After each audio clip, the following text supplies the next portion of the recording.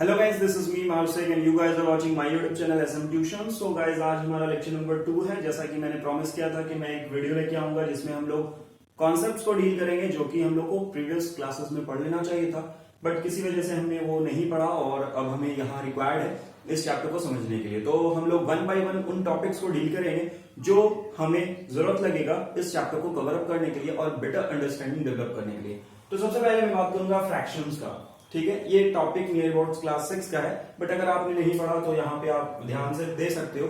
ये वीडियो जो है वो सबके लिए मैंडेटरी वीडियो नहीं है। जिनका कॉन्सेप्ट अच्छा है वो इनको स्किप करके थर्ड वीडियो पे जा सकते हैं इस प्लेलिस्ट के, लेकिन जिनका कॉन्सेप्ट वीक है और जो चाहते हैं कि कुछ सीख ले पहले जो नहीं सीख पाए, तो वो यहाँ पे स्टे करेंगे और इस वीडियो को जरूर देखेंगे। तो सबसे पहले बात करते हैं फ्रैक्शन का।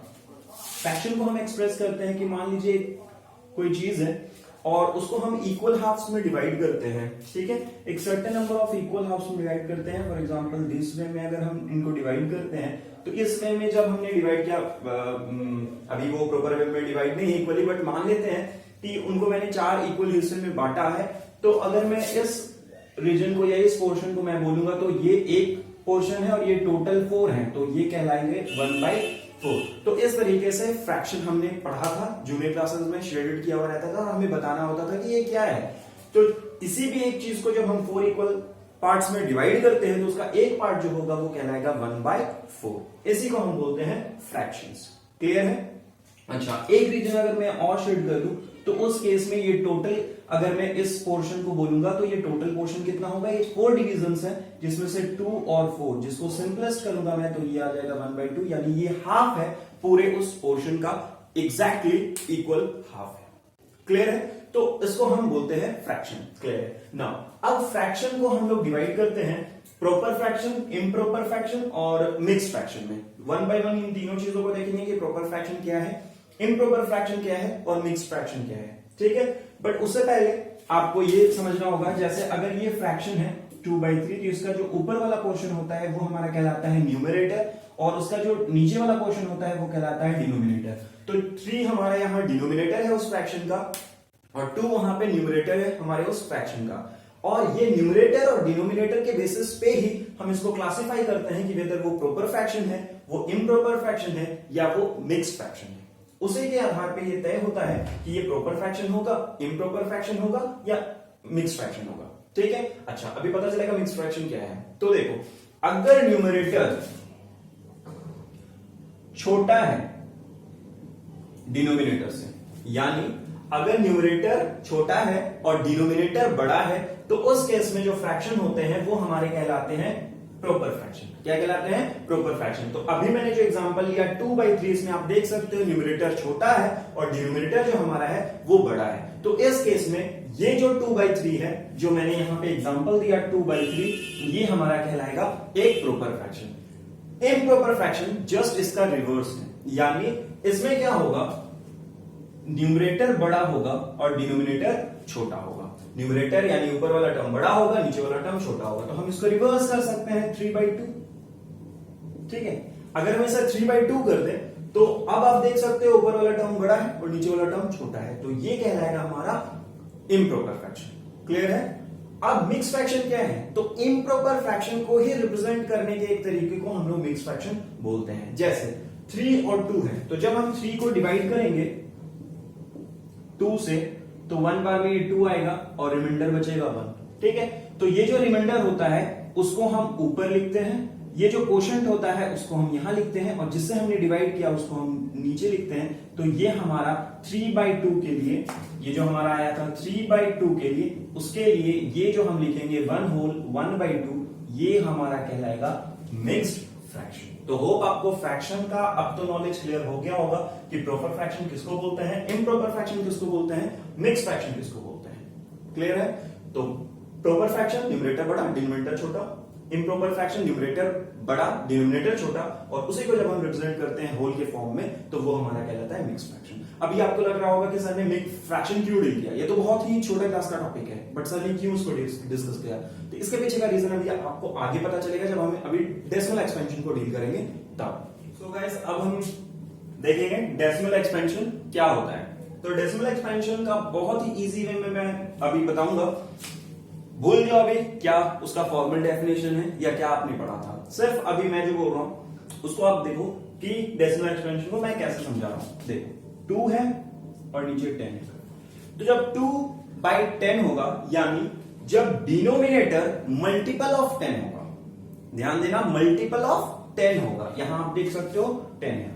फिर मैं आगे बढ़ता हूं 2/100, वंस अगेन 100 मल्टीपल है 10 का। उसके बाद फिर आगे बढ़ते हैं, मैं लिखता हूं 2 और नीचे लिखता हूं 1 2 3, 3 जीरो लगाता हूं। वंस अगेन क्या है, मल्टीपल है 10 का।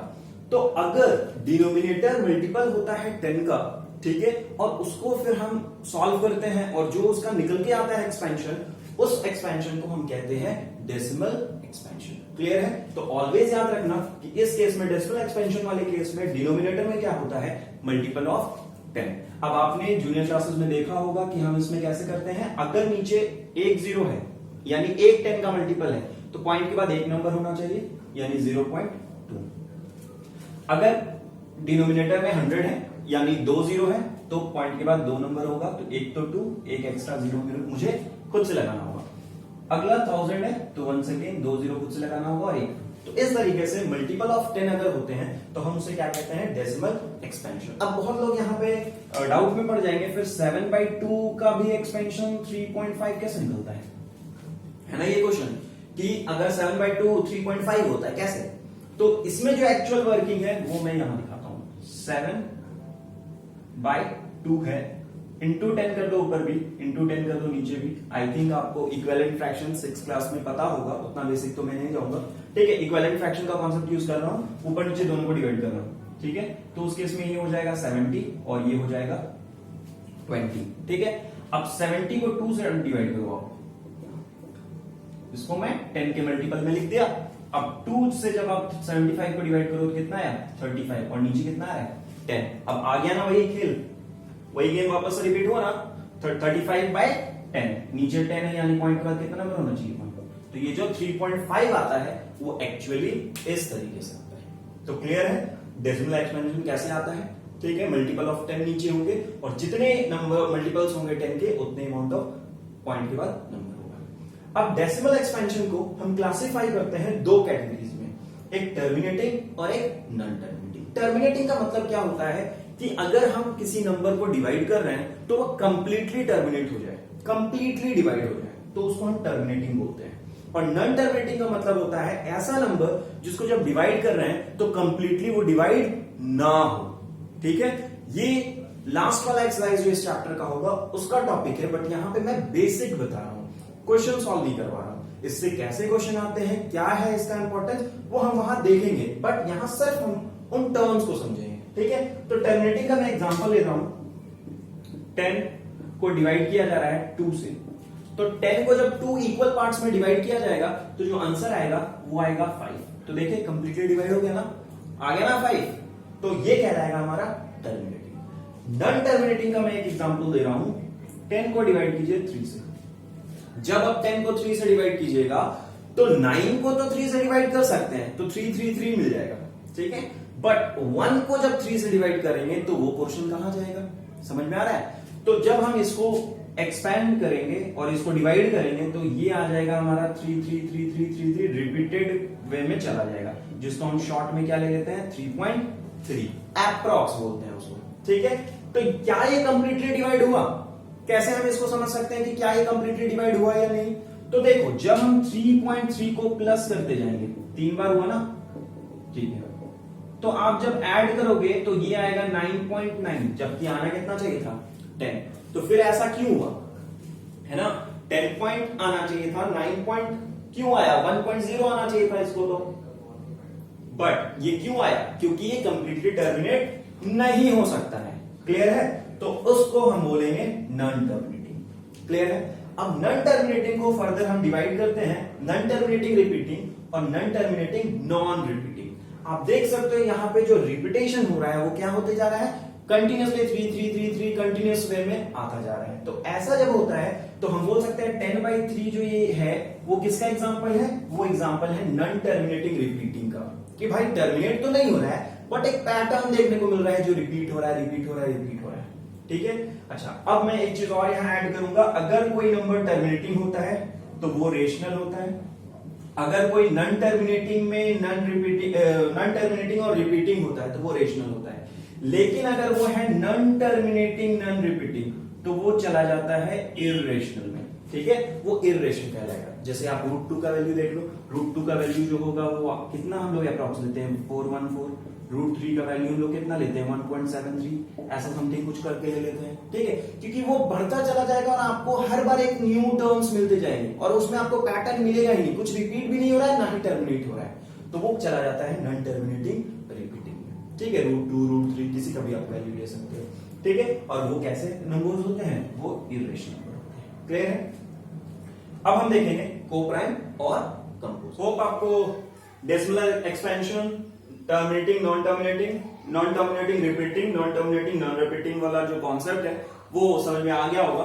अब हम आगे बढ़ते हैं कोप्राइम और कंपोजिट नंबर कि कोप्राइम नंबर क्या होते हैं, कंपोजिट नंबर क्या होते हैं। ऐसे तो हम लोग इसको डिस्कस कर चुके हैं, बट यहां पे मैं कोशिश कर रहा हूं एक बार फिर से आपको डिस्कस कर दूं कि कोप्राइम और कंपोजिट नंबर क्या है। तो कोप्राइम जैसा कि मैंने बताया था, कुछ एग्जांपल लेता हूं जिसके जरिए आपको समझाने का कोशिश करता हूं कि ये क्या है। तो मैं कुछ पेयर्स लूंगा,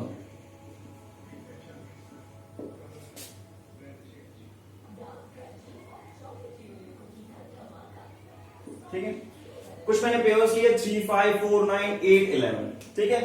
आपको क्या करना है, फैक्टर्स निकालना है 3 के, 5 के, 8 के, 11 के, 4 के और 9 के, ठीक है, और देखना है ये दोनों के बीच में कुछ कॉमन फैक्टर है क्या 1 को छोड़ के, यानी 1 के अलावा कोई ऐसा नंबर है जो दोनों को डिवाइड करता है, ठीक है। सोचो तो 3 और 5 कोई नंबर नहीं मिला 1 के अलावा, तो इसका मतलब वो कोप्राइम है। 4 और 9 वंस अगेन कोई नंबर नहीं मिला 1 के अलावा जो दोनों को डिवाइड करता हो, तो कोप्राइम है। 8 और 11 वंस अगेन कोई भी नंबर नहीं मिला, तो ये कोप्राइम है। अब ये मिसकंसेप्शन भी आपको दूर हो गया होगा।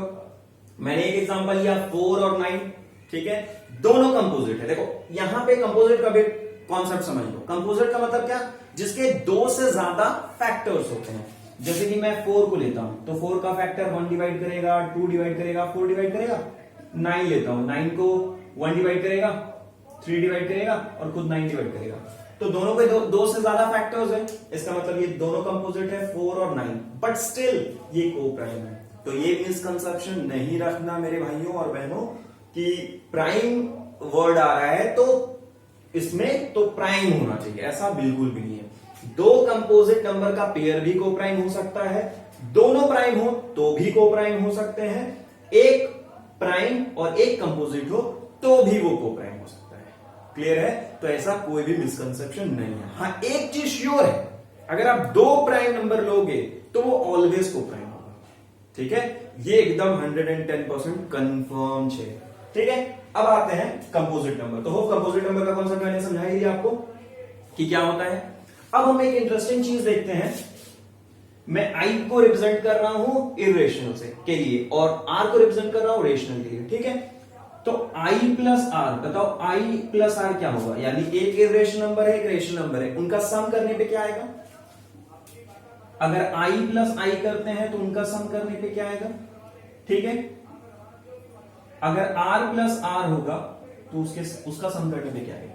क्लियर है। तो अगर एक इररेशनल है दूसरा रेशनल है तो इसका सम ऑलवेज इररेशनल होगा। क्लियर है, हमेशा इररेशनल होगा। अगर दोनों इररेशनल हैं तो यहां दोनों केसेस पॉसिबल हैं, रेशनल भी हो सकते हैं इररेशनल भी हो सकते हैं। अगर R और R दोनों रेशनल हैं तो इस केस में वो 110% रेशनल होगा। अब कुछ मैं एग्जांपल लूंगा जो एग्जाम में आते हैं, कई बार आपको पूछता है कि बताओ ऐसा 2 इररेशनल नंबर जिनको माइनस करने पे क्या आ जाए, रेशनल आ जाए। मतलब ऐसा नंबर लो जो दोनों इररेशनल हो बट अगर हम उनको सब्ट्रैक्ट करें एक दूसरे से तो आ जाए रेशनल। सेम वे में एक इररेशनल हो दूसरा भी इररेशनल हो और सम करने पे वो आ जाए रेशनल। देख रहे हो ना आप, दोनों इररेशनल है, सम करने पे सब्ट्रैक्ट पे रेशनल आना चाहिए, दोनों इररेशनल है ऐड करने पे रेशनल आना चाहिए, दोनों इररेशनल है और मल्टीप्लाई करने पे रेशनल आनी चाहिए, ठीक है। अब चलिए हम एग्जांपल देखते हैं इसका। सपोज करो 2 इररेशनल है और उसको हम माइनस करेंगे 2 से, ठीक है। तो √2 माइनस √2 क्या आएगा, दोनों सेम है, सब्ट्रैक्ट होके क्या आ जाएगा, 0। चलो यहां मैं एक आपका और मिसकंसेप्शन दूर कर देता हूं।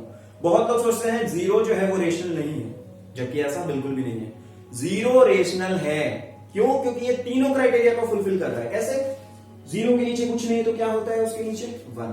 अब देखो p बाई क्यू फॉर्म हो गया, 0 भी इंटीजर है 1 भी इंटीजर है, तो p and q both integer हो गया, और इसका q not equals to 0, q तो 1 है 0 तो नहीं है, तो इसका मतलब 0 एक रेशनल नंबर है। तो देखिए √2 माइनस √2 किए तो 0 आ गया। अब ऐसा नहीं कि √2 ही, अब √3 भी, मतलब सेम नंबर लोगे सब्ट्रैक्ट करोगे तो आ जाएगा। तो देख सकते हो आप √2 इर्रेशनल है, ठीक है, और उसको सब्ट्रैक्ट करने पे मेरे को क्या मिला, 0, जो कि एक रेशनल है। अब प्लस वाला देखते हैं। प्लस वाले में मैं क्या लेता हूं, -√3 प्लस √3, ठीक है। मैंने क्या लिया, -√3 एक रेशनल नंबर और एक √3 लिया, वो भी इरेशनल नंबर, तो √3 और -√3 दोनों इरेशनल लिया, दोनों को ऐड करूंगा, क्या आएगा, 1 अगेन 0, एक रेशनल नंबर आ गया। तो इस तरीके से दो इरेशनल को ऐड करने पे मुझे क्या मिला, रेशनल नंबर। मैं इसको ब्रैकेट में कर देता हूं। अब दो इरेशनल को मल्टीप्लाई करने पे रेशनल, ये तो बड़ा इजी है, सेम को कर दो मल्टीप्लाई, तो √2 इंटू √2 जब मैं करूंगा तो ये आ जाएगा 2, जो कि क्या है, रेशनल नंबर है। तो इस तरीके से एक नया चीज भी मैंने आपको सिखा दिया। होप ये वीडियो आपने एंजॉय किया होगा। जो भी लोग डर रहे होंगे इस चैप्टर में क्या क्या और एक्स्ट्रा चीज जानकारी चाहिए होगा, मेरे को नहीं है, या मैंने 7 क्लास 8 क्लास 9 क्लास बढ़िया से नहीं पढ़ा तो पता नहीं 10th मेरा कैसा जाएगा, डोंट वरी, मेरे कॉन्सेप्चुअल वीडियोस को आप बिल्कुल फॉलो कीजिए। जिनका भी कॉन्सेप्ट वीक है मैं सारा वो टॉपिक्स को डिस्कस कर दूंगा जो भी रिक्वायर्ड होगा किसी भी चैप्टर को समझने के लिए, जैसे कि ये कंसेप्चुअल वीडियो था मेरा रियल नंबर्स के ऊपर। अब हम लोग आगे जब बढ़ेंगे तो अब हम इसमें आने वाले थ्योरम्स, जैसे fundamental theorem of arithmetic, Euclid division lemma, ऐसे जो टॉपिक्स होंगे उसको पहले एक्सप्लेन करूंगा एंड फिर डाइव इन करूंगा मैं एक्सरसाइज क्वेश्चंस पे। एनसीईआरटी पहले, फिर साइड बुक, एंड सबसे आखिर में exam related important question. Hope video पसंद आया हो, लाइक कीजिए, शेयर कीजिए अपने फ्रेंड्स में। चैनल पे न्यू है तो सब्सक्राइब जरूर कीजिए, क्योंकि मेरा चैनल न्यू है और मैं बहुत ही ज्यादा एफर्ट डाल रहा हूं ताकि आपको हेल्प कर सकूं इस लॉकडाउन के पीरियड में। तो आप भी मुझे फेवर बैक दीजिए सब्सक्राइब करके, शेयर करके और लाइक करके। मिलते हैं अगले वीडियो में जिसमें हम डिस्कस करेंगे Euclid division lemma and fundamental theorem of